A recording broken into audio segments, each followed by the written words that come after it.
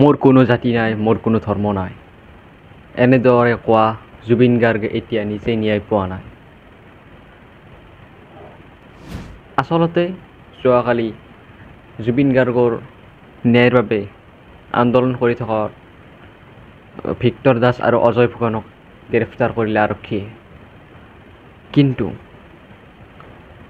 এনেদৰে আন্দোলনকাৰীসকলক যদি গ্ৰেপ্তাৰ কৰি থাকে, আচলতে কিয় গ্ৰেপ্তাৰ কৰিলে ভিক্টৰ দাস আৰু অজয় ফুকনক, আৰু বহুত কেইজনক গ্ৰেপ্তাৰ কৰিছে ইয়াৰ লগতে? আচলতে অসমৰ অৱস্থা নেপাল হ'বলৈ গৈ আছে নেকি? আৰু যদি এনেদৰে চলি থাকে 2026 ইলেকশ্যন কিন্তু অতি লক্ষণীয় হ'ব। যোৱা কেইদিনমান ধৰি জুবিন গাৰ্গৰ মৃত্যুক লৈ বহুতো বিতৰ্ক আৰু সমালোচনা চলি আছে অসমত।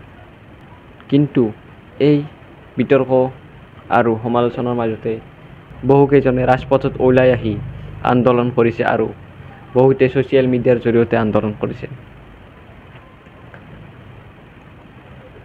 কিছুমানৰ মতে এইটো এটা ডাইৰেক্টলি মাৰ্ডাৰ হয়।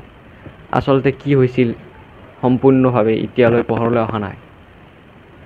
বৰ্তমান অসম চৰকাৰে এই কাৰ্য CIDক দিয়া বুলি অসমৰ মুখ্যমন্ত্ৰীয়ে অসমৰ ৰাইজক জানিবলৈ দিছে। কিন্তু CIDৰ ইনভেষ্টিগেশ্যনৰ পিছতহে আমি আচল তথ্য গম পাম। ধন্যবাদ।